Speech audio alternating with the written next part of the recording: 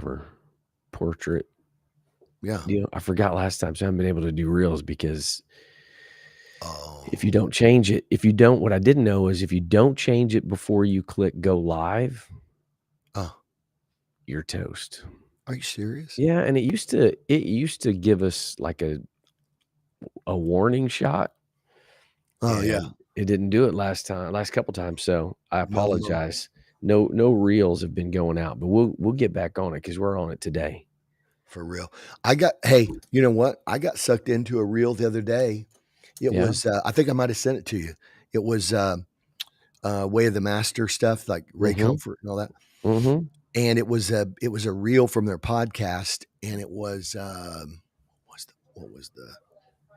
it was more than a reel. It was like they'd actually done in like what would you call it? A like an edited version. Does that Mhm. make sense? They'd done like an edited version, and they added some. So they did their podcast, but then they added some clips of like him out on the street talking to some people and whatever. So it was really cool. I got sucked in. You got sucked in. Yeah. Well, we need to do more of that. I've got a little more time, so I'm trying to bust some of those out. I like the app that we use to do that. It doesn't always.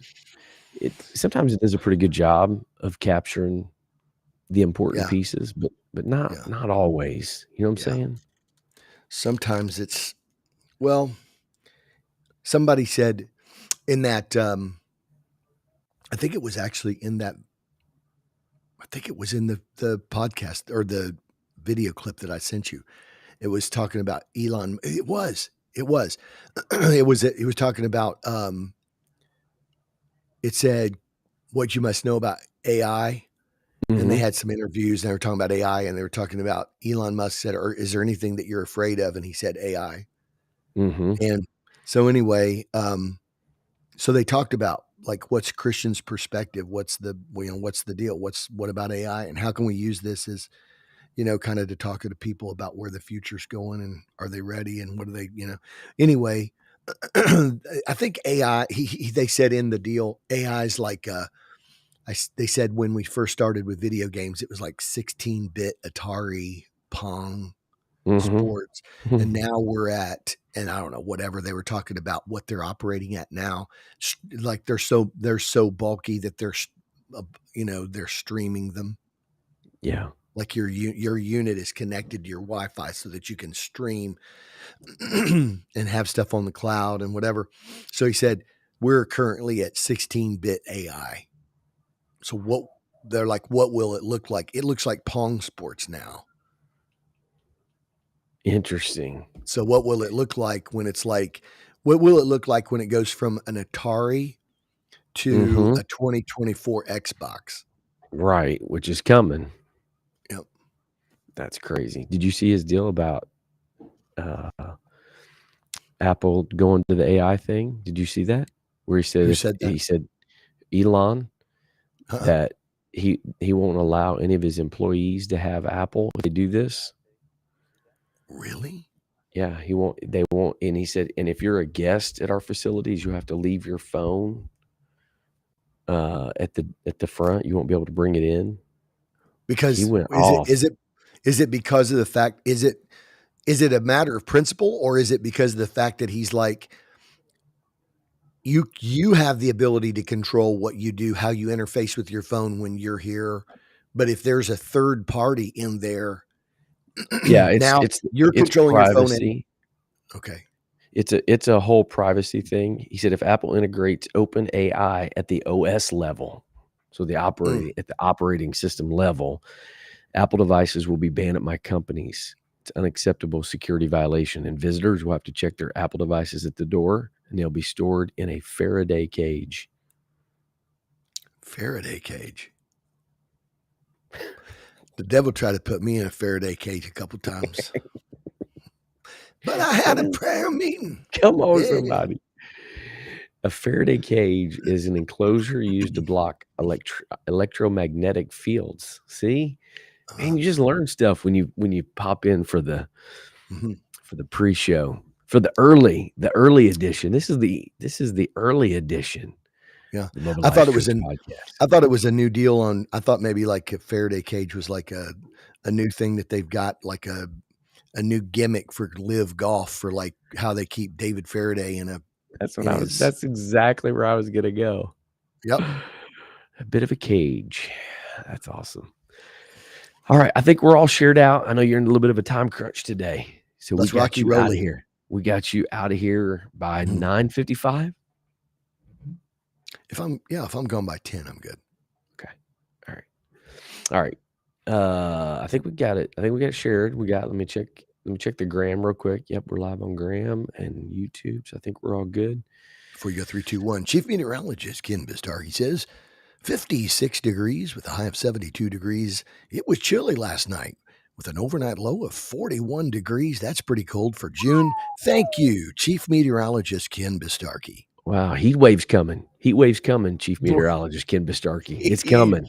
he's projecting. He's projecting. Yeah, we're gonna swing from spring to summer in 1 week. 1 week. I think we may bump 100. What? 41 degrees to 100. That's a 59-degree swing from an overnight low to a high. Look at you flexing the math skills this morning. Oh, yeah. Yesterday we were talking about, what was it? We were talking about the price difference on. So we just did a deck, or we're doing it. We're working on a deck, and we did the price difference. And I said, the thing about it is, I said we bought 24 of these boards, and I said there was a $12 price difference in these two different ones. So I said, we bought 24 boards. I said, so that's, I said 240 and 48. I said, it's $328 difference. And they went, wait. What did you just do? And I said, 240 and 48, $12 difference on 24 boards. And they're like, I don't get it. And I said, okay. I said 240 and 10, or 24 and 10 is 240, and 24 times 2 is 48. So anyway, we were doing the math, whatever. And so they were like, well, I didn't know you could do that. So you invented common core math is what you're telling me. I did, but I didn't know. You do visualize it probably in your head, don't you? Bro, You visualize. no, listen You to see this. the numbers in your head. Stephanie was sitting there, literally, I saw her with her jaw. She goes, I explained this. I'll hurry up with this. I explained this, and she looked at me and she goes, holy cow. I said, what? And she goes, I know what your brother's talking about. So we were talking about the daycare. Yeah. And we were talking about what needs done and whatever. And she said, and she said, so I said, here, let me just mind map it for you and whatever. And I said, the way I see it, and I made that statement. I said, the way I see it, I said, I see our current church as it sits. I said, I see the daycare where it sits. And then I see this future school. I said, but the future school is sort of clouded out. It's like in gray tones. And I said, and there's dots. There's like dashed lines, and the dashed lines are between each one. And I said, and each dashed line represents something that needs to be done to get from here to there to there. And I said, and I can see those dashed lines and those dots, and it causes me to be able to see the whole picture from like a satellite view. And she said, what? She's like, you have had AI like implanted in your brain. Bro, I'm telling you, you're from a different world. That's I just the don't know bottom line. why. You're I from a don't different world. understand it though. I don't understand. I've never even thought it was strange, because it was just always how it worked. It was when I was a kid, so we're talking about math. When I was a kid, and I remember in 4th grade, and I asked Mrs. Matthews, I said, so when we're doing this and we're learning something new about math, I said, so when you're doing this, I said, would it be that if you did this and this, then that would be, and she's like, well, I don't know. And then I said, no, look. And so she said, write it on the chalkboard. So I wrote it out on the chalkboard. And she's like, huh. She said, that works. But what happened was it wasn't like I was theoretically thinking through it. It Right. was the way that the problem showed up in my mental image. So That's awesome. Well, I've tried to make myself do that. Like I'm gonna see it like my brother does. Nope, it's not, it's yeah, not there, bro. it's not a gift. I mean, it's like it's not a gift because it makes it hard to communicate. It's a gift. It is absolutely a No. gift. I wrote it down though. I did write Mhm. it down. I did different colored pencils, and I mind mapped it, and then I said, "Look, now you can just have I said, "Look at this." I said, "You can have a one view." And I did. I wrote it out and I did it. But here's something that I did to help, and I've learned this because of you. You've helped me with this. What I did was I put the master category so like I told her, I said there's three key things that we need to worry about. And I said one is building, one is operations, one's legal and business. I said, so those three things, I took one that was our let's say, for example, the building deal. And I said, what are the key things? And I said, so setting up the rooms and and so on and so forth. So I walked through all that. But what I did was I put all of those master categories in a cloud, but below them, I did bullet points so that it would seem like or feel like a list. And then I put like a little line around it, and I did it all in colors and whatever. So it has the feel. It's a mind map layout, but it has the feel of some type of like numeric outlining. Mhm. So you've helped me. There you go. I love it, man. I Yeah, love it. All right, you ready to rock and roll? let's do it. Let's do it. Let's get it. Let's get it going. Here we go. 3, 2, 1. Hello, everybody, and welcome to the Mobilized Church Podcast. This is Chris Dillingham alongside my big brother Ken Dillingham Jr. the third, who is teaching us the ways of mind mapping in our pre-show. So if you're a thinker that way, go check that out. It's a beautiful mind, right? It's a It's beautiful not. mind. It's not. Well, it's not. It's not something that I don't know that it's something that to me, the people that really get stuff done are people who think like you. Whatever. That's the people who Whatever. get things done. No, for real. The People like me have a bunch of stuff sitting on our desk, like with ideas and like envisioning stuff and whatever. And it's like, that was invigorating. You're like, okay, what are you going to do with it? I'm going to lay it right there and I'm going to admire it. And you're like, But you are the master good of for you. creating visual images. You're the master of that. So we just gave us a little inside peek, just flexing your math skills and all kinds of stuff, giving a little inside peek into the way your brain works. And so we're gonna tap into that a little bit today because I feel like we got a good topic. We're in a little bit of a time crunch. So Yeah.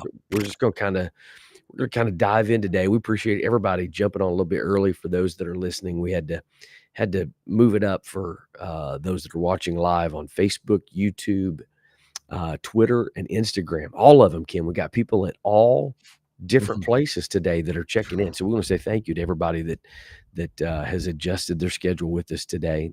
We Mhm. definitely appreciate that, and the engagement. We want the engagement. Look, the engagement makes it. Without the engagement, you can't marry together the ideas of all the people, and that's how we Right. marry it together. We We have to have marry an it together. engagement. See what you did there? See? See what you did there? It's the way the brain works. So we do we've talked before, like, the best shows typically are the ones where we get a lot of Without question. interaction, engagement, and we kinda riff off of that a little bit because it's what we say, just in time conversations. Yeah, yeah. Those What are are you those hearing are us say? always the best. Isn't that cool? Like, what are you hearing us say? Mhm. How's this connecting with you? Because what's so cool is it gives you the ability. That's like a good spiritual conversation. If you just sit there and talk at somebody and you say, you know, A, B, C, D, blah, blah, blah. And then they're like, okay, whatever. But if you ask them a question like, what do you think when you hear that? Right, What do it's pretty right. cool. I was listening to a guy the other day talking to a man. He was out on the street and he was talking about the guy goes, wow. He said, so you're thinking about like good. You're talking about being good, a good person. He said, do you think you're a good person? He said, yeah. He said, well, you're thinking of good. So finally he walked him through some of this stuff. Well, have you done this? Have you done that? And finally the guy's Mhm. like, so he said, well, you're talking about good on a whole different level. Like that's not, I'm thinking of good, like, I know a bunch of good people that are just like good hearted and they just will do anything for you or whatever, but you're talking about a whole different level. And so, and he goes, well, he said, do you think God's going to judge the world based upon good, like a comparative goodness among humanity? Or do you think he's going to judge it based on the goodness of, of his incarnate, the outcome of his incarnation, like his life? He, he said, because I mean, you do would it be fair for a judge to rule, say, well, you're the least of the bad criminals that we've had here today, so I'm going to let you off when you did like an armed robbery, Yeah, but what's the standard? we had two murders and a rape, and but you just did an armed robbery, so we're going to let you go because compared to those guys, yours are pretty good. It's like the guy. It's like here's I love this this guy died, and the family came to the pastor. He said, really, you're the only pastor he really knew. And he said, would you be willing to do the funeral? And he said, yeah, I'll do the funeral. And the guy said, okay, but here's the thing. He's a real wealthy businessman in the area. He said, he said, our family's, our family's taken a hit. Our reputation's taken a hit through the years because of his lifestyle. And he said, I know you're in a building program. He said, and I'm going to give you $100,000 to your building program. And he said, all I'm going to ask you to do is in your funeral message of my brother, he said, I want you to make him a saint. And so the pastor was like in a quandary, and he's like, man, he said, we could use the $100,000, but I know he wasn't a saint, and everybody out there knows he wasn't a saint, and I've got, my principles. So he finally figured out what to do. And on that day, on the funeral day, he got up and he said, he said, Bobby, he said, everybody here knows that Bobby had trouble with drinking. And he starts walking through all the stuff. He said, Bobby, Bobby would go drink. And he said, and there were times when we'd have to give groceries to the family because Bobby drank the grocery money away. And there'd be days that Bobby'd go and nobody knew where Bobby was. And the kids, and so we helped them with their school stuff, and we bought them clothes and, whatever. And he said, and Bobby, couldn't hold a job down. And, he said, and all of those, and all of those things, and you're familiar with that. He said, but as I got to thinking, when I compare Bobby to his brother Dave over there, Bobby was quite a saint. That is awesome. That is awesome. There you go. Yeah. It's all comparative there. So Mhm. awesome, man. Awesome. All right, we're gonna dive in, get Let's going go. here today, I and like rock it. and roll because we got a little bit of a time crunch. So we're gonna get after it, and I think this is a really good, important conversation. We want to hear from people on this today. So I'm Yeah. gonna kind of just set it up. Good. I'm gonna be like the setter in Mm. volleyball. I'm gonna put it right there for you, let you hammer at home today. I'll be So Spike Lee. there you go. That's right.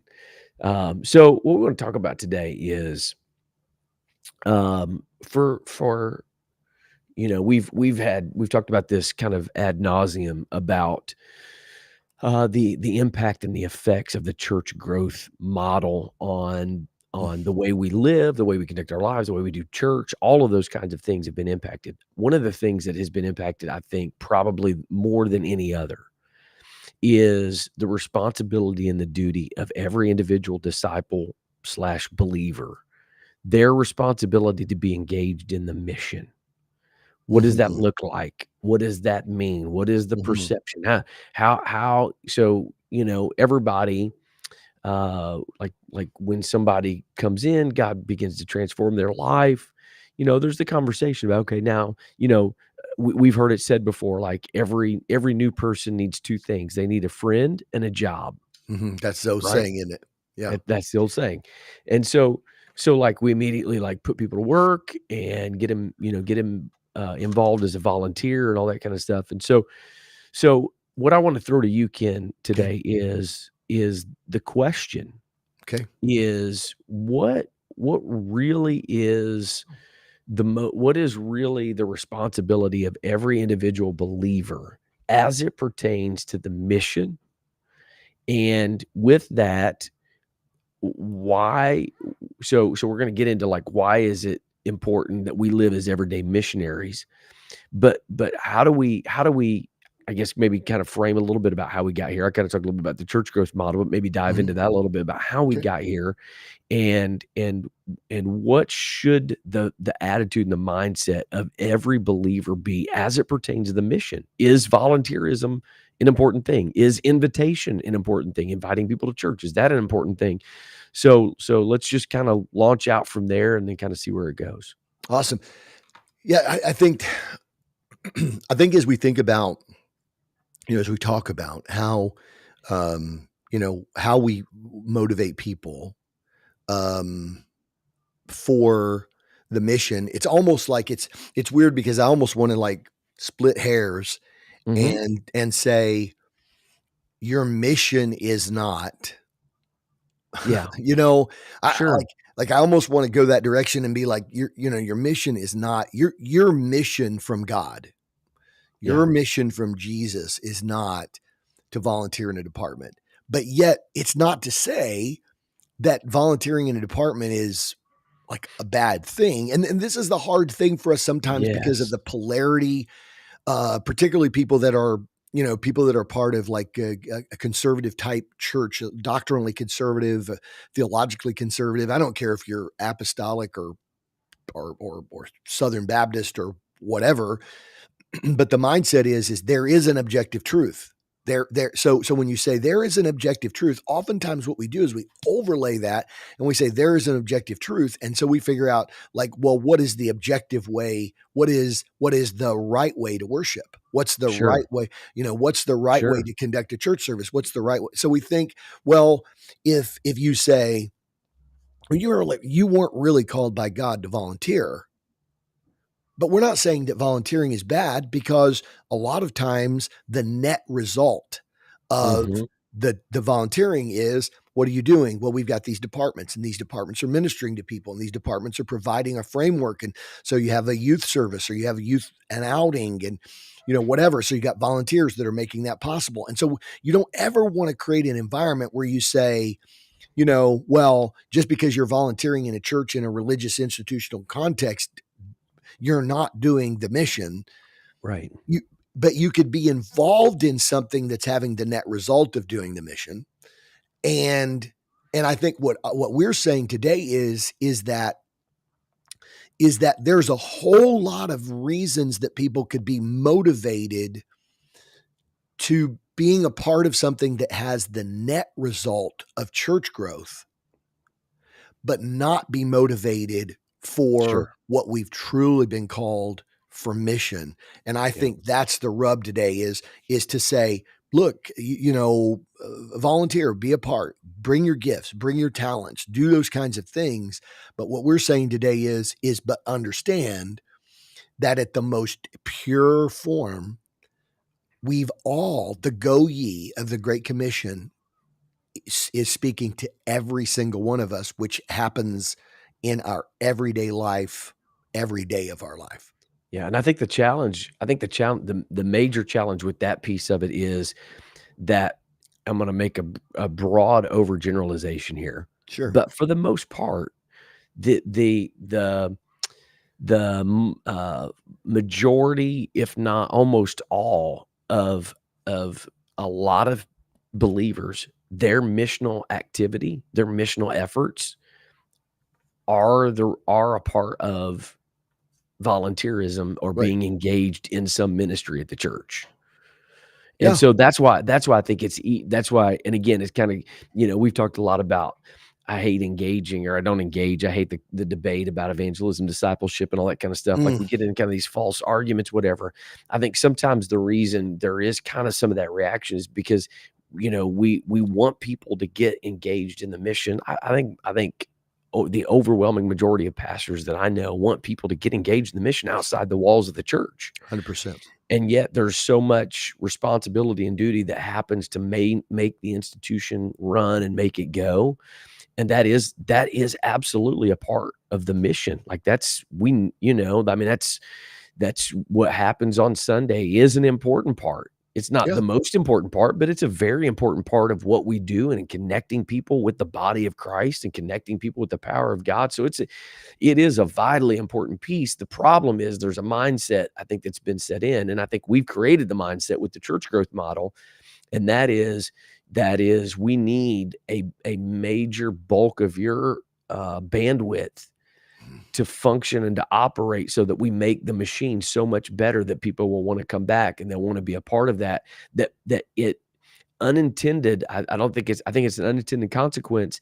They don't intentionally say this, but basically it communicates that we want you to direct your missional efforts towards Yeah. the function of the institution. Yeah. And so sometimes what can happen is as you start to address that, you can kind of start to swing on the pendulum just a little bit, or make it Mhm. sound like you're swinging on the pendulum a little bit when you say things like, just because you volunteer in a position doesn't mean that you're involved in the mission.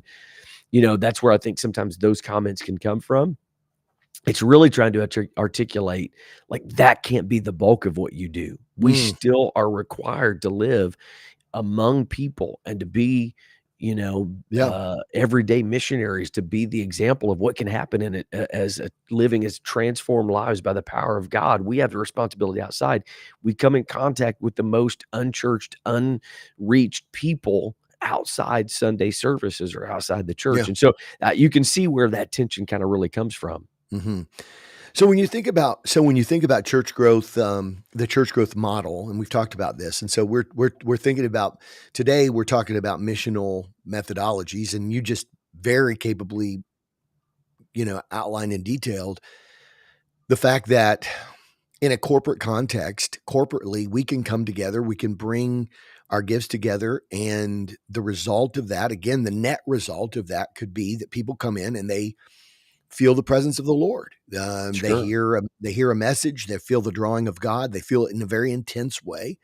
Um, they may not have all the answers. They may not understand. They not even have anybody to ask because it's almost like they're, it's almost like sitting in a like you take somebody who's sitting in a movie theater or whatever, and they're watching a movie and they're seeing all of it and it's impressive and they're liking it, but they're wondering like why did that particular person do that, or why are Yeah. they, like it's like if you're sitting and watching a the in the theater and you're watching The Chosen and you're like, wait a minute, why did Jesus come walking on the water? Well, why did they? And so all these questions, well, why did they do that? Or why didn't he do this? And you may have all those questions in your mind, but you're like, wow, that was impressive. And at the end of the day, like you may have a need of a conversation with somebody to say, why was that? Or why did they do that? Or or what was I feeling? Or, those kinds of things. Or why did I get goosebumps during that one part?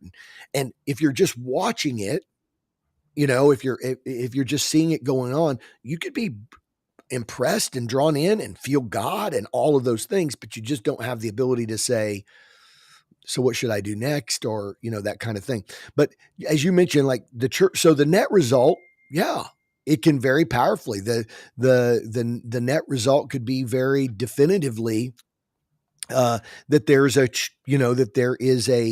that there are people that get saved and the church grows and whatever. So what would you say are some motivations within the church growth context? So when I say church growth, this is what I'm saying. I believe that there is some pure biblical souls oriented stuff that happens in Sure. a church growth model, but the Sure. church growth model says we're going to do these things so that our church grows. And that's and I don't care, this is the thing. I'll plant my feet on this and say I think this has probably been one of the most damnable motivations of Yeah. just church growth. We want our church to grow. So Yeah. what do you see as some of the motivations for church growth? What like for example, I'll throw one out. I think some people church growth is exciting. Sure. That's a motivation. It's exciting. We see the building filling up. We see, you know, but is that, and then that becomes like then you start refining it and you're like, okay, but I think it's exciting to be excited about the fact that the church is growing. And again, you distill it down, and the net result of that is well, that's a good thing. If and then but it's like, well, maybe Right, if right, right, if that absolutely. doesn't mean that the last 50 people that just came to your church that grew the church didn't come from, 5 other churches, and so now they reduced by 10 so you could grow by 50 and Yeah, no, absolutely, and I think so I'll address that. I think that it is insidious because what the win is what you put your efforts toward, and that's why we attack it. And I say attack it, but that's why we come after it and have these conversations about it so much, Ken, is because it is what you're gonna put all of your effort Mhm, towards, and so, like the motivation piece, I think one of the biggest piece is when you experience or see your church grow, there is a level of affirmation that comes from those outside, mhm, right? mhm. So, man, look what they've done. Look what they've built. Look how good they're doing. We need to start doing what they're doing and those kinds of things. Wow.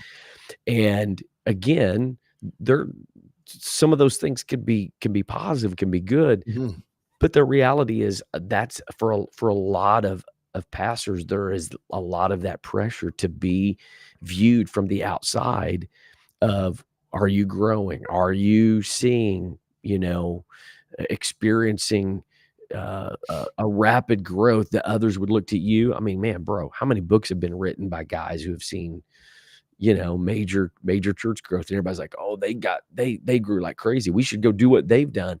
So there is kind of that subtlety about growth, and it makes, members, people that are part of the church feel mm, validated, mhm. right? Where, "Hey, Our we're a church is part of awesome. we wanna Our be a church part is of doing something great." good. Yeah.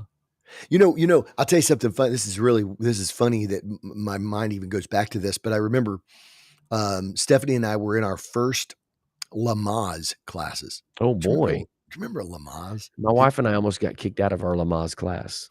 Oh, we want to hear that. Let's do a separate podcast on our Oh, dude, Lamaze yeah. experiences. It was amazing. But this somebody asked the question in the Lamaze class. Said, I like candy bars. I've been eating these candy bars. I'm like, whatever. And it's like, and so the nurse that was doing the Lamaze class said, well, your body is burning a lot of energy, and it's it's probably not the healthiest thing, obviously, right? There's better ways to, better ways to get usable energy. And she says, and she makes the statement, she said, I guess what I would do is I would say that, a candy bar every now and then isn't going to hurt you at this particular stage. Your body's burning a lot of energy growing this baby in you. But what I would do is maybe, maybe I would eat like a payday, or maybe I would eat. And she said, because at least you get the nutritional value of the peanuts, or at least you get, and Yeah. she was just kind of trying to say, like, at least when your body starts metabolizing and burning it down, Yeah. yeah, there's going to be a big part of that middle part of the payday that's going to be just pretty much pure sugar, but at least there's going to be some nutritional value there versus, maybe eating like a Milky Way, or I don't know, whatever, that is pretty much just pure chocolate and sugar. Right. And it was interesting as I think about this is that I think in some ways you can look at the church growth movement and and church growth motivation, the Yeah. motivation for church growth, and you could say, yeah, I do believe that it's, the motivation is, oh, it's exciting, that, like you just said, the validation, our church is awesome, oh crud, the The church. amenities. Yeah, yeah, you're right, right. We've got more stuff that we can do now. We got more stuff with more people. We got more money. We can, whatever, and Yeah. all those kinds of things. Which, like you said, then it's the validation piece. Yeah. You Yeah, know, yeah. people are patting you on the back, saying, "Hey, dude, man, your church is really doing it. This is unbelievable." And people are like, "Yeah," it's like, and then it feeds into the "I love my church" thing and all that, Right, right. and and but I do believe that there is in there, I think there's peanuts wrapped around all that sugary nougat part. I do Mhm. believe that there's possibility that there's a true heart for souls. I think there are people that are like, we want to see people saved. Yeah. And so Yeah, I think, absolutely.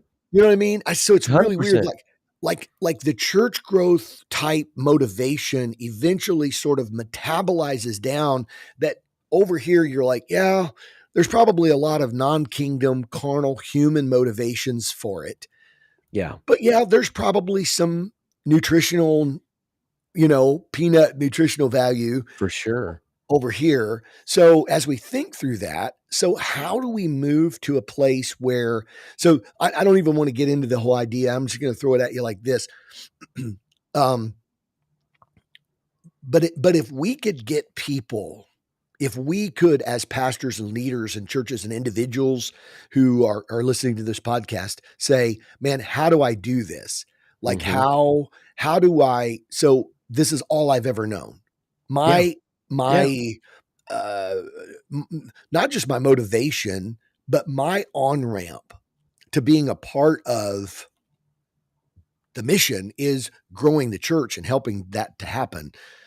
And we're saying today that actually what we've all been called to is the Great Commission. yeah, And when a person says, so you're telling me the Great Commission specifically speaks to me in my individual life, not the net result of my involvement, yeah, but the direct impact yeah, of my daily life should yeah, be missional. yeah. How do I do that? Yeah. I think speaking from experience, I think the thing that has worked for us is we've kind of gone down this road and we kind of ran into some of those feelings and thinkings of like, man, you're kind of attacking the way I've always all I've ever Yep. known about church. And their motives were not, you know, impure. Like they wanted to see good things happen. And we believe in the power of the church. We believe in what can happen on a Sunday gathering. What worked for us was this: a conversation, discussion, multiple conversations, and kind of processing through the idea and the concept that what we're saying is yes, your involvement and your engagement, and this is really kind of using a principle that you really honed in on, I think, early, that was such a good piece for us, and that was you are directing the overwhelming majority, like I'm talking 90 plus percent of your missional efforts are directed towards 1/7 Mm-hmm. Yep. of your world. Yep. Like 1 day out of 7, you're directing the majority of your missional efforts. And what we're saying is there just needs to be a recalibration Mm-hmm. that says, yes, that 1/7 is an important part of your missional life. You need to be engaged. You need to be a part of the body of Christ. But if that's taken up 90, if 1/7 of your world is taken up by 90 is taking up 90% of your missional efforts, there needs to be a recalibration that says, no, we need to So get good. what we're saying is we got to move back to where you're living every single day as a missionary, and then what you do on Sunday is just another expression So good, of your man. missional living. We're not undermining that. We're not trying to destroy that. We're just saying we've gotten out of balance. It's like driving your car and it's totally completely out of balance. You got to take it in, you got to get recalibrated. And that's that when we started going down that road, Ken, when you made that comment, like the majority of our efforts, missional efforts, are geared towards 1/7 of our week. Mhm. We want to redirect it back to where you're doing it to 6/7. Mm. People got it like that. Well, Yep. yeah, I totally get what you're Yeah. saying. And then the question became, well, how do we do that? Now we're able to engage, what that looks like and what that means and what it looks like to live as a mobilized missionary. But you've got to deal with the motivation first before Yep. you can get to that piece. So good. And what's funny is that was a result. That actually was a result of us trying to help people understand, because people didn't understand why we said that. They didn't understand the whole multiplication addition thing. When we Sure. said Sure. when we said church growth is only capable of addition, and there and but mobilized missionaries living their everyday lives, where they learn, live, work, and play, Yeah. that has multiplication capacity. And they're like, oh, I don't understand that.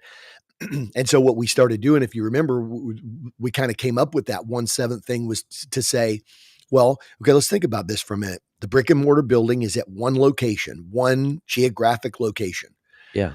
Church time, church services are at one day of the week. Yeah. We've got so we have a geographic limitation, we have a time limitation, so on and so forth. And well, watch this. It's geographically located in one place. It's one specific time of the week, but it's also one place in the community. And Yeah. so we said, but we have people that are every place. We have people Yes. who could Yeah. leverage all the time, Yeah. and then we have, it's not limited to just what's going on under the steeple. Yeah. It's not just limited to that location. It's not limited to that geographic singularity. It's not limited to just that one segment of time. Yeah. So if you imagine, if you could just get 20 people, just get, 20 people that every single day they go out their door and they're like, I'm a missionary. That begins to help people understand the missional motivation. So let's rock into this one piece right here. Let's do it. Let's let's land this plane in this spot here. Let's look at at it like this. If we think about the motivation and we say, all right, well, then what would motivate an individual? Because there's a lot of, I mean, Sure. Chris, we could talk about it. We could do an entire podcast that say, what do we have to motivate up and out of? I mean, Mhm. obviously we got to motivate ourselves up and out of this idea that says my primary contribution is what I do for the church growth piece. And we've said, do all those things. Right. Commit to all those things. There's Right. going to be people that until we reach missional saturation in our community, there are going to be people that Jesus is drawing that we do not know about. The innkeeper, that the Good Samaritan brought the guy that had been wounded almost to death, brought him to a particular inn. The innkeeper knew nothing about that guy. Sure. There are going to be people that Jesus is going to draw that we haven't met yet, that we don't Right. know. And what's Right. going to happen? Where's he going to draw them to? Well, he may draw them to individual people. He may draw them to people that are living on mission, or he may draw them to where the Jesus people meet on Sunday. Yeah. So we celebrate all that. But when we're talking about the two, let's just bring it down to the two greats. Jesus said this, the greatest commandment is to love the Lord with all your heart, mind, soul, and strength. Yeah. And the second is like that, to love your neighbors yourself. So let's think about the Great Commission as it breaks down Yeah. into like the Great Commandment and the Great Commandment, loving the Lord and love your neighbor. I think that one of the motivations for living your life as a missionary is that you realize the Great Commission is for me. And Yes. so like the idea that says, all right, well, we are sometimes geared to obedience. Well, I need to be obedient to that. I need to do that. Yeah. It's what God expects of me. It's what God's called me to do. So I'm going to do that. And so it's sort of a function of obedience, right? I'm going Sure. to do what God's called me to do. And Yeah. it is important that we do what God's called us to do. I think that's absolutely important because we do, like, that's the reason we live the way we live. Yeah. Right? We do it Right. out of obedience because we know that the Jesus way is the better way. We know that the things that used to steal our affections, or the things, whatever, the way we used to live our lives that contradicted the value system of the kingdom. If we're gonna be a disciple of Jesus, we've got to be willing to let him change what we care about to match and reflect what he cares about, right? Yeah. Yeah. So we do that in every other place of our life. I'm not gonna do certain things. I'm going to do certain things. I'm gonna pray. I'm gonna read my Bible. I'm gonna, I'm not gonna engage in things that would violate, the values and the character of God. Why? Because that's the ways of Jesus. I'm gonna do what he wants me to do. Mm. So with that, it's inextricably linked into that. right? He Mhm. doesn't want us just to live certain ways and not do certain things for him and then have this other piece segregated off. If we are commanded, and it goes what you said, the go ye includes me, I Yeah. have that responsibility. And I think intuitively and inherently we know this because we have a missional spirit living inside of us. Right. I think the struggle and the challenge is that we're not always sure what that looks like, Mhm. right? And this is why we do what we do, is because I think every spirit-filled believer intuitively knows I am called to do what he's called me to do, and that is to share with everybody the goodness of God, what he's done in my life, how he's transformed me, how he's changing me, how he's consistently what he's consistently doing in my life, he can do it for other people. I think they intuitively know that. I think they struggle with how do I do that, which is again why we do what we do. But that ultimately, Ken, has to be the motivation. It's not how do I build my church. It's not how do I get all these extra frills and bells and whistles in my Mhm. church. Mhm. It's I want to be obedient in every place, in every area of my life. I want to be obedient in Mm. doing what he has called me to do. Mm. So stinking good. And that's the thing, like if you somehow, some way, we've got to say, like we talk about truth and particularly in a culture that places the highest priority, the highest premium on truth, knowing the truth, Yeah. right? Do you know the full truth? Do you have, doctrinally, theologically, soteriologically, do you know the truth? Do you know the truth of, doctrinally, theologically, do you know the truth of who God is and what's the reflection of the incarnation?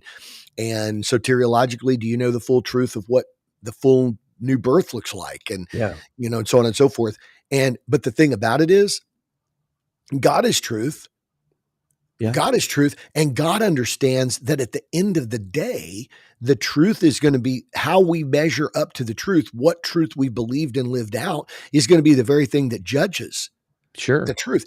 And so the fact that we know that the fact that God was truth was the very motivation of the incarnation.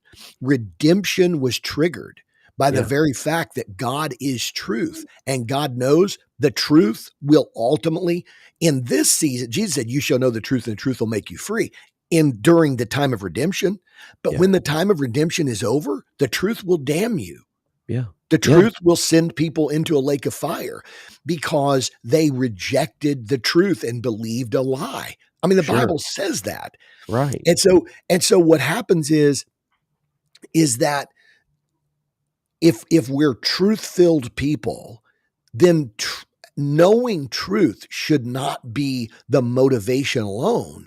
Yeah. Knowing truth should motivate us to be obedient Man, that's so to the good. Great Commission because we realize what I know, Yeah. while it may save me, may damn my neighbor. Ooh, man, so good, bro. So good. So And that's while we why celebrate and pump our fists in the air and have our meetings and we're running and we're like, yeah, whatever. Yeah, let's celebrate the truth. But also, it ought to drive us to our knees and on our face and say, oh my God, there's people living 500 feet from my house that what yes, I know is going to take them to hell. absolutely. The motivation, the primary calling of every believer, the primary calling, your Primary. primary calling is not to be a preacher. It's not to be whatever secondary piece is involved with that. The primary calling of every single believer is to to to live on mission and to be the representative in our worlds, to be ambassadors in our world, and to show people what God can do for them. That has to be our primary calling. That has to be that motivation that says what you said, Ken, right? The most important thing to Jesus has to be the most important thing to me. And that Mhm. is he's not willing that one single person should perish. Your neighbor, your coworker, the people you play pickleball with, the people you golf with, whatever your hobby is, like he's not willing that any of them should perish. That's what he cares about.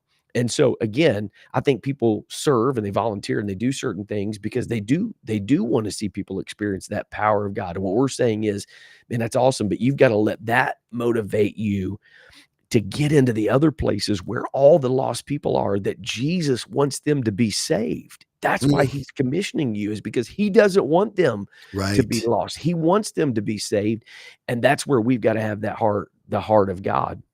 Yeah, and that's I think loving being the kind of people that say, I'm here ultimately to affect the outcome, the eternal outcome of the lives of people that I have Yeah, influence with.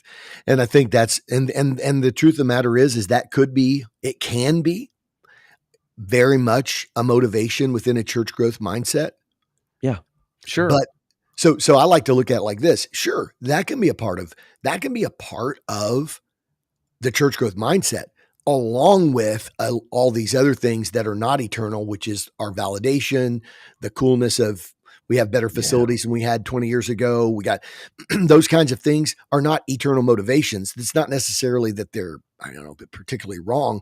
I guess what we're saying is living lives on mission because Jesus died on the cross to save souls, and that's why he shed his blood, and he came to seek and save that which was lost, and for this cause came I into the world.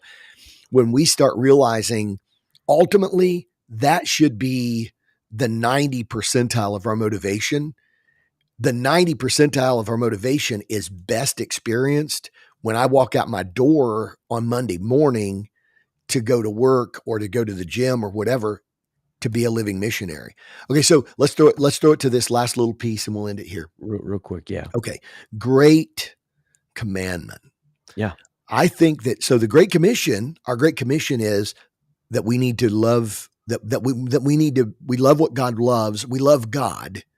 And so we want to be what or we want to do what God wants us to do. And we're God says, disciples, I've made you a missionary. right? And so We we're like, can't change what we've cared about, so yeah, now what he cares about, we wanna be a part of, we wanna yeah. do it. And so I think you and so you do it because you understand I want to do what pleases God. Yeah, But I do believe that over time, what happens is we begin to be saturated by what God loves, yes, not what God expects us to do, not what God's commanded us to do, but we start loving what God loves. And now the motivation is very interesting because now it's moving farther and farther. It's like distilling out the pure motivation, which is I love my neighbors myself. yeah, What do unto others as you'd have them do unto you. Okay. Well, if you're talking about, you know, if you're talking about something on a temporal level, like, if you would want them to, let's say, for example, your neighbor is sick and they're not able to get out to mow the lawn or whatever. So you go knock on the door and you say, hey, can I mow your yard? That could be like, yeah, if I were sick, I would, that would be a blessing. And so I'm going to, and so we could think in those terms. But what if I say, if I were lost, I would want somebody to reach out to me. And so what happens when we get to a place where we look at those people and we say, wow, the love of God is shed abroad in our heart by the Holy Ghost. The love of God has saturated me to the point that I'm not just simply doing what God's commanded me to do, but I'm yeah, loving what God loves. And now my motivation to live on mission is I love people. I understand. It's not just a theoretical concept that they've got an eternity and you better do something about it. But it's like this, I'm moved by this idea that says, if I don't do something, will it ever happen in their life? And, you know, and yeah, now it's a love thing. and I think this is the secret sauce, bro, of multiplication. This is the secret sauce of what we talk about it, and because of this reason. The institution can't do that. Nope. The institution can't. It's there's no way that the institution, no matter what kind of guest follow-up I've done, bro, I did guest follow-up for years. Every Yeah. Saturday for years, I did guest follow-up, and I cared about those people and whatever, but the institution can never love your neighbor, your friend, your family member, Wow. the way that God has put you in their lives. That should we as a body, embrace Mm. people, and absolutely, there's gonna be, but again, the multiplication piece, You know, the greatest army that we have are people living in their world where they live, Mhm. and if we can become motivated by, you know, looking at it through the lens, letting us this is why our personal discipleship is so critical because we have people around us maybe that are difficult or maybe they've rejected God or whatever. But if we can allow the love of God to begin to work on us and transform us Mhm. so that now we see them Mhm. not through the lens of how they're affecting my peace or my contentment or how they're affecting my home value or how they're, you know, whatever they're Mm. disrupting in Mm. my world. They got a If I pride flag flying in their yard, and so now I'm ticked off because I'm like, doggone it, you know, right?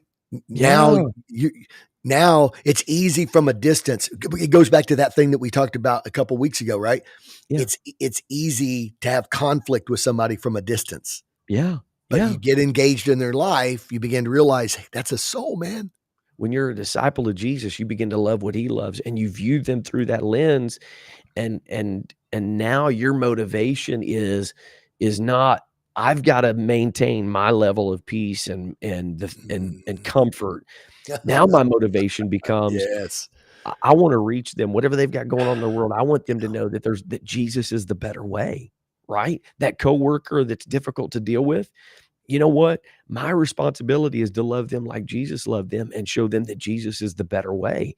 It's And true. I think many times, Ken, what happens is we get caught up. We don't think about this enough. This is the real issue. This is why we're talking about motivation because we don't think about this. We have to cognitively make ourselves think this way. Like when I go to work, I'm gonna be focused on sharing the gospel with somebody or my neighbor.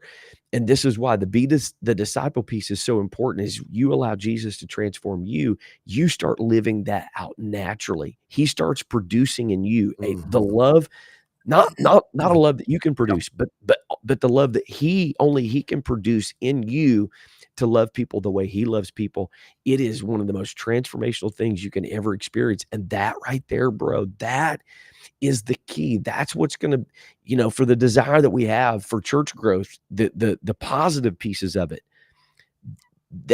it can never be fulfilled with the institution, but it can be fulfilled with the greatest army of missional believers living on mission every single day in the key spaces of life where they learn, live, work, and play. If you're filled with that love and that motivation, bro, the potential is off the charts to Yeah. reach our world. The things that we wanna see. We wanna see God reach our city and reach our world. Well, the potential is when we live out there and we love the way Jesus loved. Wow, ladies and gentlemen, if what you've heard today connects with you, if it resonates with your heart, man, we want you to connect in this kind of way. We have a lot of resources that are available, and those resources are available to those that, in a couple of different kinds of way. Obviously, our podcast. Go back and look at the different the resources that exist in all of our podcast episodes. Uh, Subscribe to our podcast. Also, go check out the dillinghamgroup.org. We have ways that we can connect. There's resources that we have. We also do coaching. If you're a pastor or a leader and you want to connect, we have some cohorts and some journeying along with other pastors. If you're a church planter getting ready to plant a church, we can show you how to plant your church with this as the engine from the get-go. And so we're excited. We're thankful for that everybody has joined us today. And man, we just want to make a difference. We want you to live your life this way. And as we often say at the end of our podcast, go live mobilized.